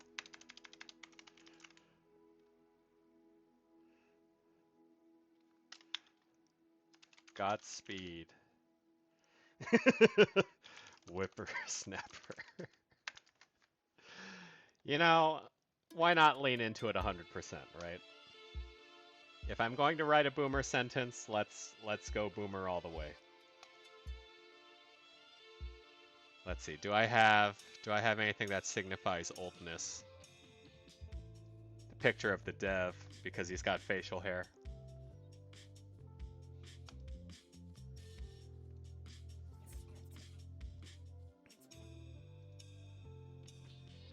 Whew. All right. Songs.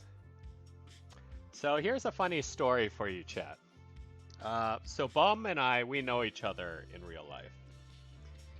And I told him that I feel nothing when I listen to music. In response, he said I was neurodivergent because to feel nothing to music is a very unnatural, unbiological reaction. So in other words, he thinks I was somehow mentally born wrong. I don't know. Do any of you have strong feelings on music? I'm just wondering because like I can't be the only one here, right?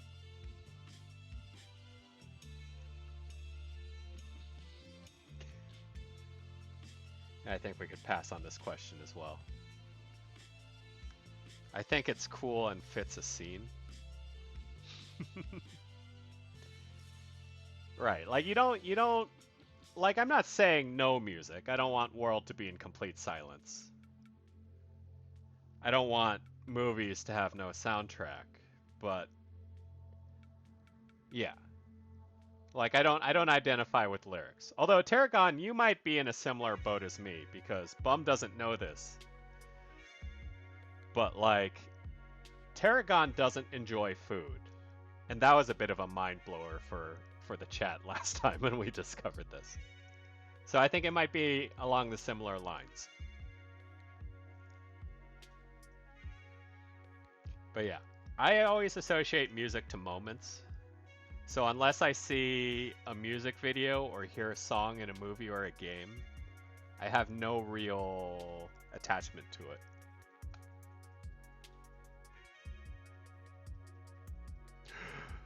Oh, now this is interesting. What is considered cheating? How do you approach your significant other in discussing these boundaries? My first impulse when I read the first part of that sentence is this motherfucker is cheating. Because why would you ask to clarify cheating if you weren't already doing it?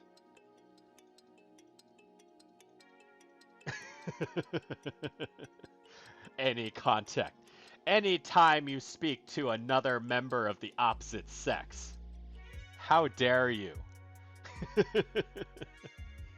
How dare you, as a man dating a woman, speak to another woman? The insult. What is considered cheating, and how do you approach your... Don't worry about it, bum. The moment passed. I was just talking about how you were ableist.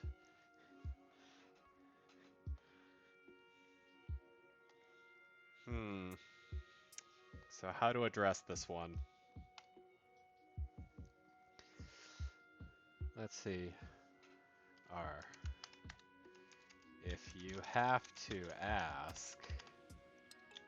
Just kidding. What is considered cheating?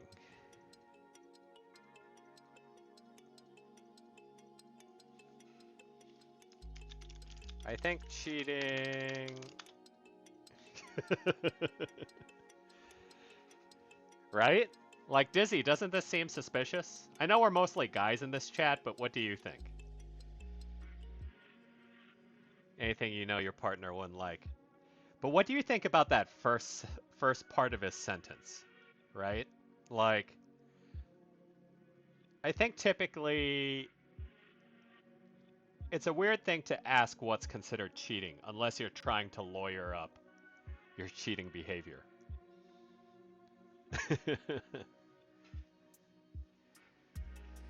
I think cheating is anything that's done without proper consent or communication. Oh, I missed one. Let's see. I feel like this question could be either from someone being cheated on or a cheater. Let's see. I imagine some people genuinely just don't have a good sense of boundaries, and that is true, Tarragon. Maybe cheating, but it depends on how they overthink. Yeah. No, I mean, that's the thing. It's all based around communication, right? Because polyamorous relationships have a different definition of cheating as well. Without consent or communication. And I think those are the main big topics. I think cheating is anything done without consent or communication. There isn't really a black and white distinction for this kind of behavior, since it really depends on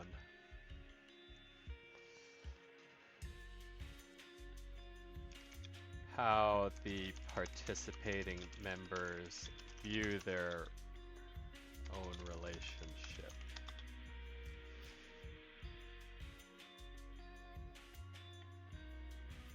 Let's see. Some people just think that what they're doing is fine. Yeah, no, I mean, it's true. It's at the end of the day, it's like, it's not...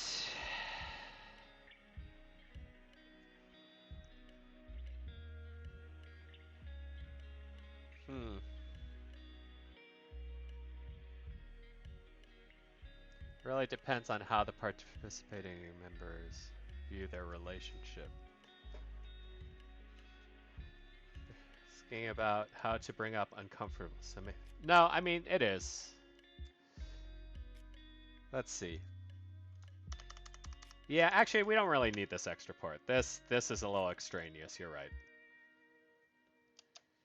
I think cheating is anything that's done without consent or communication. As for actually having that communication... Also, some people panic if they don't know what they want and act out in ways that can be considered cheating. Yeah, no, I mean, it's... I think the biggest tell is typically if they feel guilty about it, right? And then a lot of times after that, it becomes an issue of mental gymnastics as to, you know, whether they need, whether they try to convince themselves or their partner that it isn't something wrong. Let's see.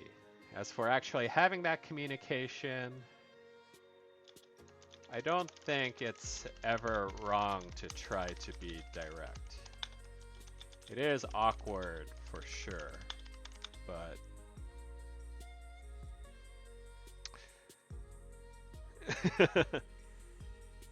yeah, no, Dizzy, I think that's a legit take. Like, I don't think anytime you have to pull out mental gymnastics for anything to justify yourself is it's pretty sus. It's it's not a bad take at all.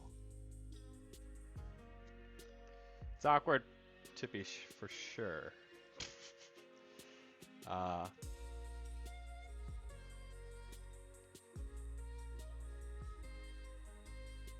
but but assumptions and lack of communication. I almost spelled communication in a very brand unsafe way. It's awkward for sure, but assumptions and lack of communication. I'm mixing a plural with a singular and it's driving me nuts. But assumption and lack of communication.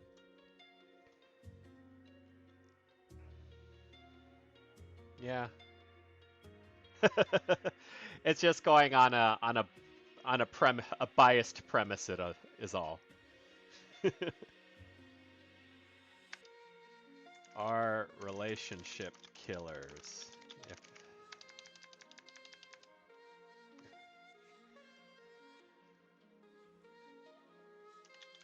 So if you go at it with that intent, I'm sure it's fine.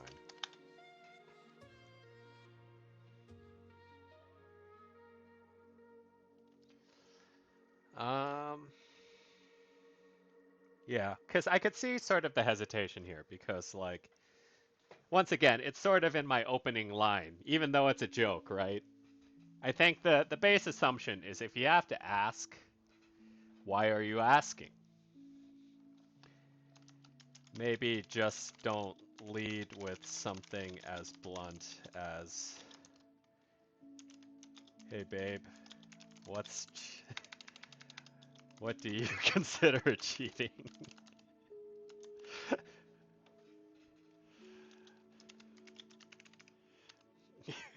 Something like that.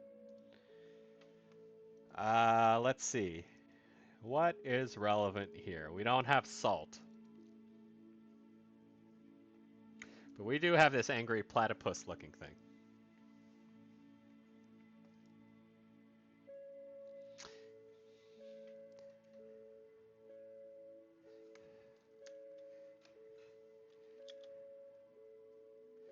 Maybe don't lead with something as... It's okay as a second or a third talking point, though. Yeah, blunt isn't bad, but maybe not have that be the opening line is all I'm saying.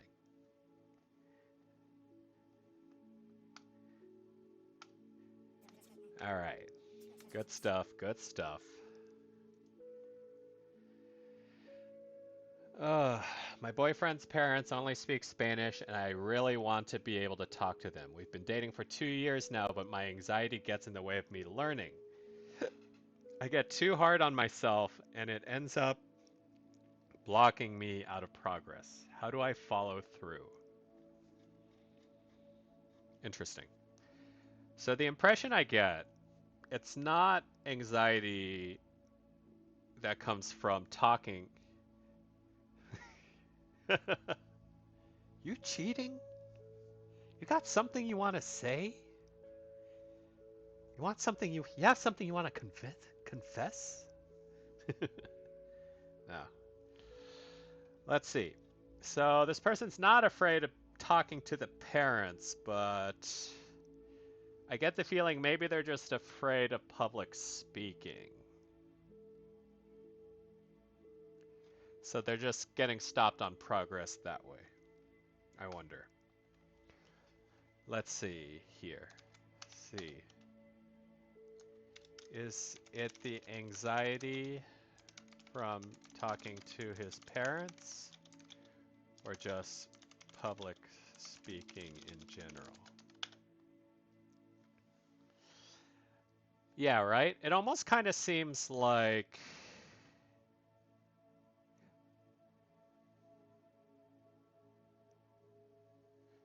Well, here's the... I mean, it's also possible that the boyfriend doesn't speak Spanish that well either, right, Tarragon? Yeah, like I think it's... Because that generational jump doesn't always work out. And I mean, learning another language is hard too.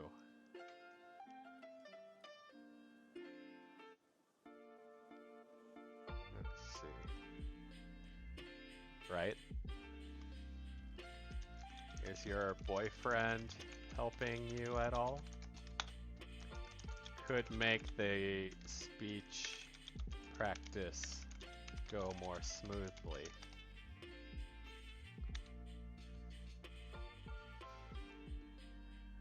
Worried about what people were really saying. Yeah, no, I mean, I think that tends to happen with a lot of cross-cultural relationships. Yeah, that's the thing. I'm not sure, because if she's learning, it's not like she's practicing with his parents, so that almost wouldn't make much sense either.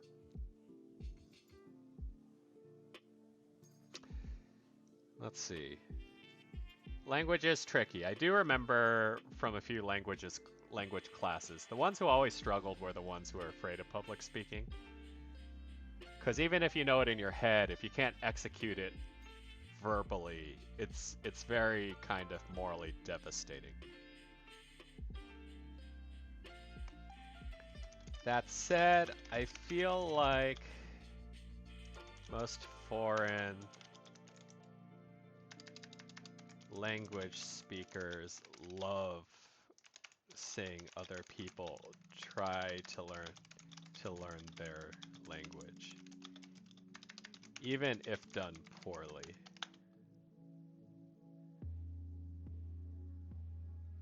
It tends to be viewed as a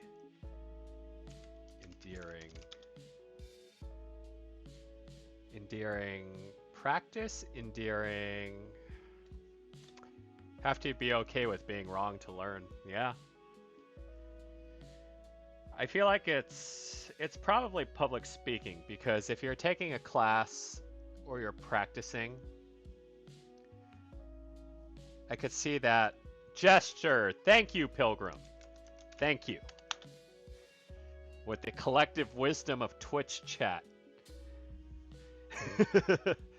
I am a literary god.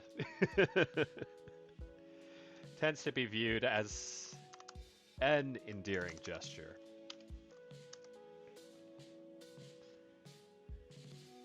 So even if it's kind of broken, if they see you're making progress and trying, they might also try to help you along. There we go. I think that's good advice. Let's see, what do we get them?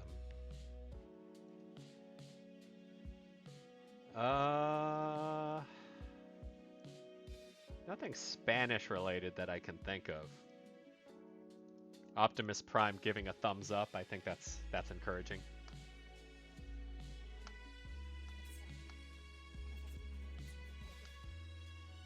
All right, let's make this LG take a look at the responses to my earlier submission, and then we'll call it a night, folks.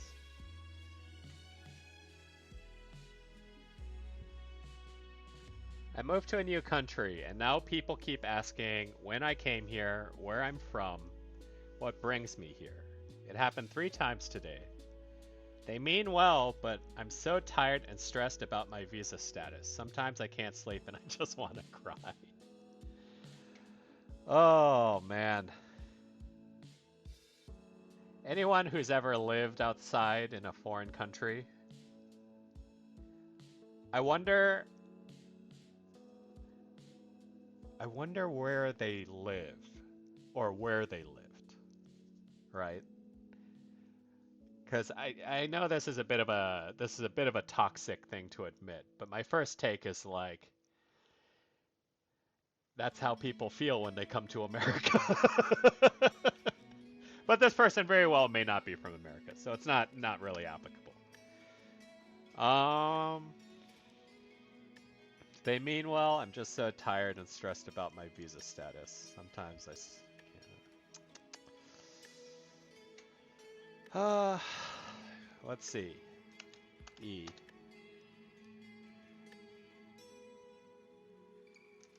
Your situation is very relatable. I was a U.S. citizen living abroad during high school, but when I moved back for college, my professors kept telling me, "Welcome to our country."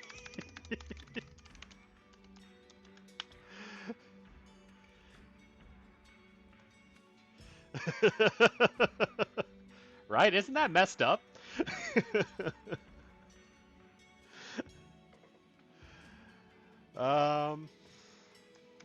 I think you kind of just have to laugh at these things and roll with it.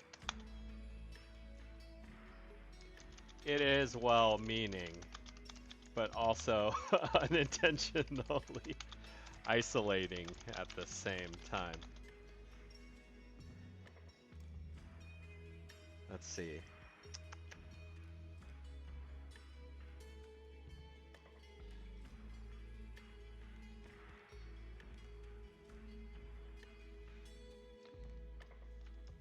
If you can make jokes out of it, though.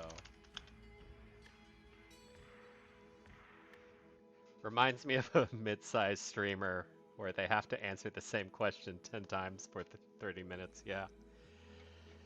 Oh god. Don't we all have this situation?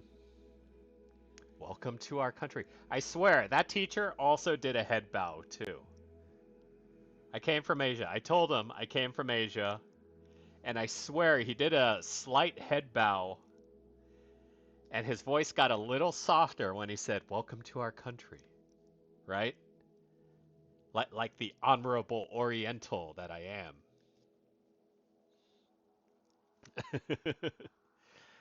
I mean, I'm not gonna lie, I do sort of have hang-ups about this kind of thing. I laugh at it a lot, but like... Then he said sumimasen. It's things like this, right? It's things that have kind of built up in American culture. Like the Mulan movie, which drives me the fuck nuts. And I'm not talking about the new one, I'm talking about the old one, the musical. Because there's that song that's like, "You'll bring honor to us all." And I fucking hate that song. Because anytime I hear an American refer to Asians as honorable, it drives me the fuck nuts. Because I'm like, you got that from the song. And they mean well. They mean it with respect. They mean, oh, you guys are great. You all believe in honorable stuff. You're good people. But I'm like, man, dude. That is such a goddamn cliche. So, it's funny being kind of culturally out of place sometimes.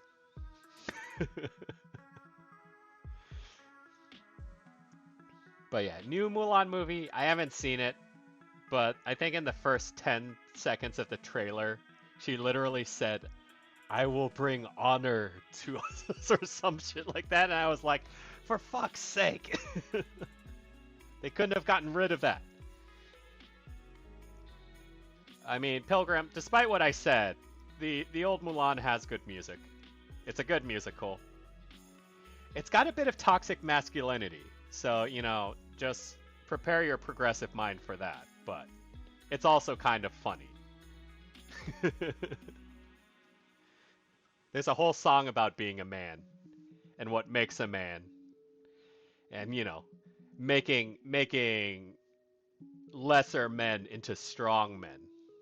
There's a bit of historical context, but like the the execution was what it was for its time.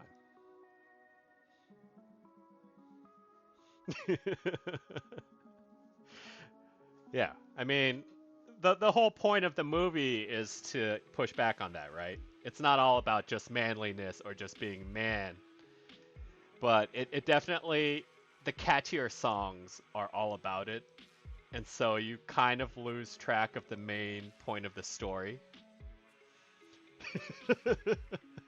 Shame on your family. But yeah. Let's see. How do we wrap this up, by the way? I'm getting sidetracked by this reminiscing reminiscing about Mulan. I need a second.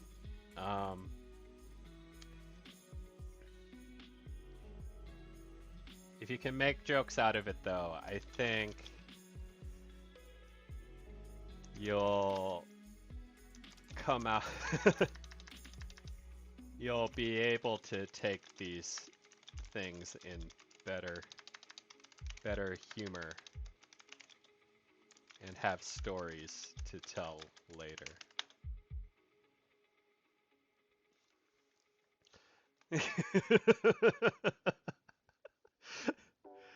Yeah, Bum. I remember bringing that up the last time too. I mean, it's a conflict, right? Like, it's a story about your nation, but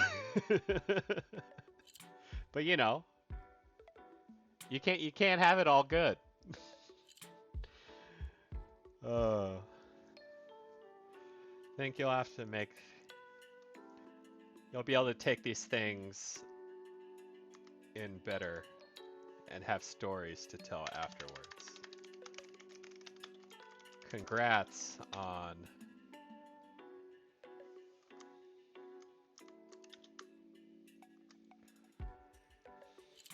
the cultural exploration, by the way. I think that's a good positive one to end on. I'm just trying to think of what sticker is relevant now. How do we convey the idea of foreignness with our available sticker roster? Sadly, I don't think we have a good analogy for it.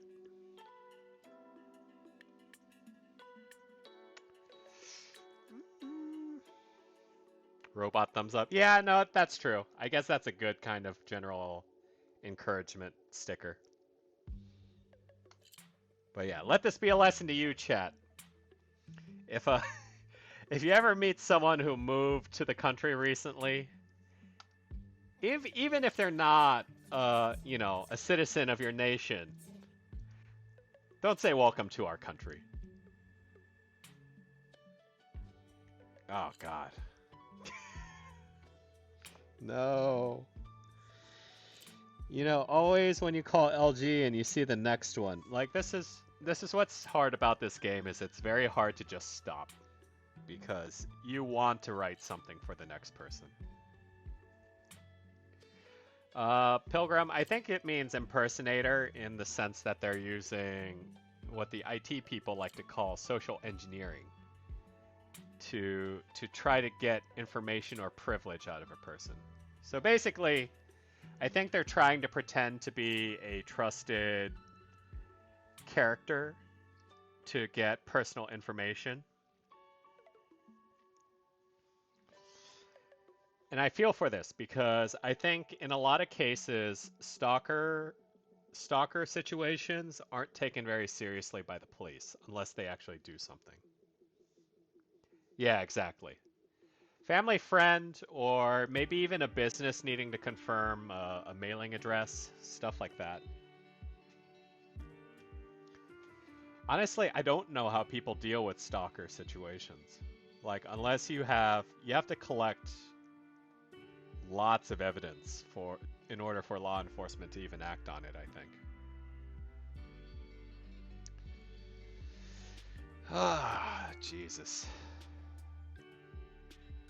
I don't think I can really speak on this one, but I think, unlike the suicide notes, I think there will be abundance of people actually putting in their 2 cents on this one.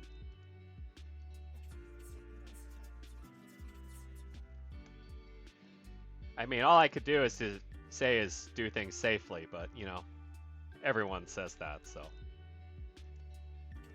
Let's see. Ooh, we got a new sticker. Part man, all banana. Banana Man kind of looks like disguised toast without the sunglasses. Not gonna lie.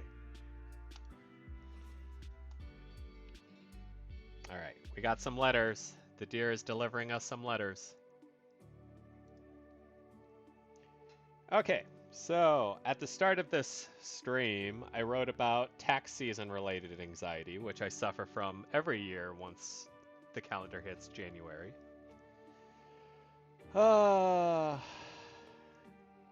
Because the thing is, you never know when you're missing a necessary tax form to file.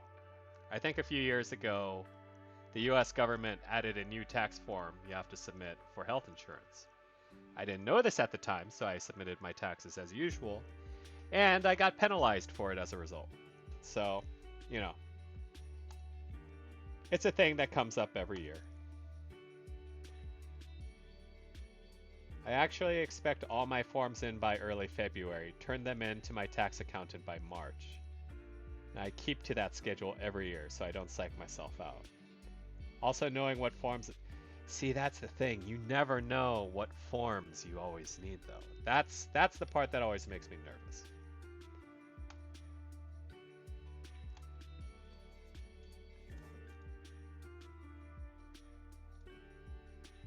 Anyone else got taxes to deal with? Just me? I don't know how many forms you have, but it always helps me to just immediately do my taxes. I don't know why anyone can do their taxes early wouldn't. Kindred spirit. I definitely do feel... Sometimes I do them as early as January if I can, but it's not always possible because I'm waiting on, you know, some organization or another. I feel you, friend. I've got a small pile of miscellaneous tax forms growing on my desk, waiting for the others to arrive. We'll get through it together. It'll be spring and everything will be beautiful and in bloom before you know it. Hope it all goes so well and smoothly for you. Remember to be kind to yourself and make time to relax and get plenty of sleep. Thank you, N. You are a homie. Here's a coffee mug. All right. Oh, this one again. Yeah. See, good vibes. Good vibes. This one I submitted a few streams ago, and I thought it was particularly funny how how brutish this response was. Well-meaning, but you know. Your friends don't know what the fuck they're talking about. But yeah. Ooh, and a new... Oh, I got a cookie. That would have been good to have earlier.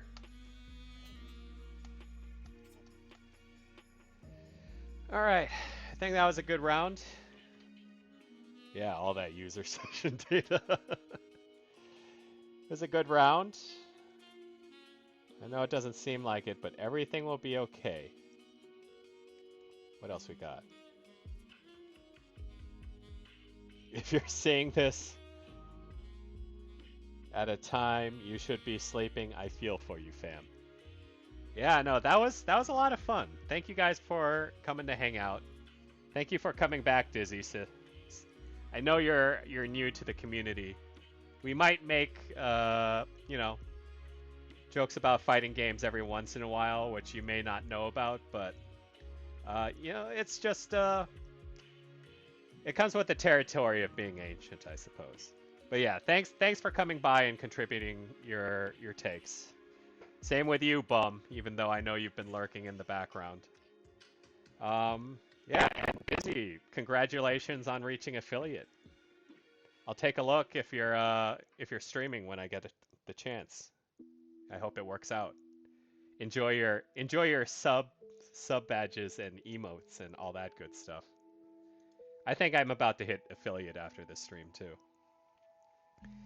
But yeah, um, all of you guys check out Dizzy as well. See what she's about. And yeah, thank you for coming. I hope you guys have a wonderful evening. Enjoy the rest of your week. I will try to stream. Next one will probably be Saturday or Sunday, depending on when I'm done with my taxes. And we'll change it up. We'll play something a little off key again. Not Needy Streamer Overdose. I think I still need a bit of recovery time from that, but I'll think of something, and you know, I'll tweet it out when it's time. Oh, Dude Boom! God damn it. It's cool, man. You can catch the VOD. I was just saying, we're wrapping up. I'll probably stream again on Saturday or Sunday, so keep an eye out. But thank you for coming all the same, Dude Boom. And yeah, have a good night. Make good decisions. Be excellent to each other. All right, good night.